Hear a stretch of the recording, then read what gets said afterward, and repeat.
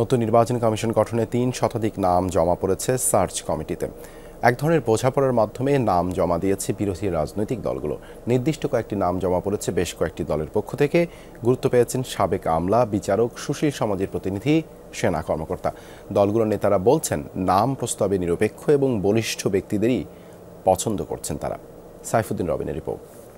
Sandalina so, রূপচর্চায় আভিজাত্য। কবে হবে ত্রয়োদশ জাতীয় সংসদ এখনও অজানা। তবুও ভোটের প্রস্তুতি হিসেবে কমিশন গঠনে কাজ করছে সার্চ কমিটি। এ প্রক্রিয়া সবচেয়ে গুরুত্বপূর্ণ রাজনৈতিক দলগুলোর কাছে। নাম প্রস্তাবে বেশ সতর্ক ছিল দলগুলো। বিএনপির পক্ষ থেকে 10 জন ও জামায়াতের থেকে 8 জনের নামের তালিকা দেওয়া হয়। অন্য দল ও জোটের দেওয়া নামগুলোর মধ্যে বেশ আলোচনায় সাবেক সিনিয়র সচিব শফিকুল ইসলাম, এএমএম নাসির উদ্দিন, আবু আলম শহীদ খান, মুহিবুল হক এবং কমিশনের সাবেক অতিরিক্ত সচিব মোহাম্মদ জকরিয়া। রাষ্ট্রীয়ভাবে যাতে গ্রহণযোগ্য একজন প্রধান নির্বাচন কমিশনার এবং অন্যান্য কমিশনারগণ মনোনীত হন, সেই ব্যবস্থাটা হবে।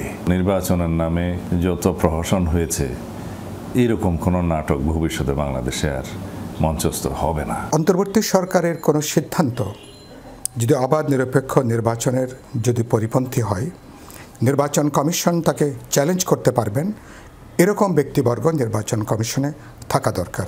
এই নির্বাচন কমিশনই কিন্তু আগামী নির্বাচনটা পরিচালনা করবে। তো এই রকমের একটা অভ্যুত্থানের পরে বিশেষ করে নির্বাচনটাই তো এই মুহূর্তে সবার কনসার্ন। বিএনপি ও রাজপথে যুগপৎ আন্দোলনে থাকা দল ও জোটগুলো সুনির্দিষ্ট নাম সুপারিশ করেছে। পছন্দের নামের পাশাপাশি আওয়ামী সরকারের সুবিধাভোগী কেউ যেন কমিশনে যোগ দিতে না পারে সে বিষয়ে নজর রাখছেন তারা। নির্বাচন কমিশন গঠনের জন্য যে সার্চ কমিটি গঠন করেছে আইন অনুযায়ী, সেই সার্চ কমিটির কাছে আমরা বিএনপির পক্ষ থেকে 10 জনের নাম প্রস্তাব করেছি। অন্যান্য দলও বিভিন্ন ব্যক্তির নাম প্রস্তাব করেছে। দলগুলো প্রত্যেকে আমরা আলাদা আলাদাভাবে নাম দিয়েছি। এর মধ্যে 2-3টে নাম আমরা চেষ্টা করেছি কমন দেওয়ার জন্য।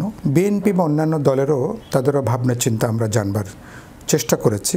সেদিক থেকে আমরা 1-2টো নামকে আমরা চেষ্টা করেছি গণতন্ত্র মঞ্চের দলগুলো যে প্রস্তাব দিয়েছে সেখানে অ্যাকোমোডেট করবার জন্য। 21 নভেম্বরের মধ্যে সার্চ কমিটি 10 জনের নাম চূড়ান্ত করে রাষ্ট্রপতির কাছে জমা দিবে।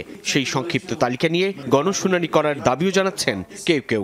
ফাইনালি যেই নামগুলো তারা সিলেক্ট করতে চায়, আমার মতে তাদের নিয়ে একটা পাবলিক হিয়ারিংয়ের আয়োজন করা, গণশুনানির একটা ব্যবস্থা করা, যে আমরা এই 5 জন ব্যক্তিকে ইলেকশন কমিশনার হিসেবে ঠিক করেছি, তাদের বিরুদ্ধে আপনাদের অভিযোগ এবং অনুযোগ আছে কিনা। তো সার্চ কমিটির মাধ্যমে একটা রিফাইন্ড ওয়েতে রিকমেন্ডেশনস যাবে রাষ্ট্রপতির কাছে, অবশ্যই প্রধান উপদেষ্টার কার্যালয়ের মাধ্যমে যাবে। তখন হয়তো প্রকাশিত হবে। যদি তখন কোনো বিতর্কিত ব্যক্তির নাম আসে, তখন তো অবশ্যই জাতীয়ভাবে আপত্তি আসবে। নির্বাচন কমিশন গঠনের পাশাপাশি সরকারকে বিচার ও প্রশাসনে প্রয়োজনীয় পদক্ষেপ নেওয়ার তাগিদ দিচ্ছেন রাজনৈতিক নেতৃবৃন্দ। আহ্বান জানাচ্ছেন নির্বাচন আয়োজনের রোডম্যাপ ঘোষণার। সাইফুদ্দিন রবিন, যমুনা নিউজ, ঢাকা।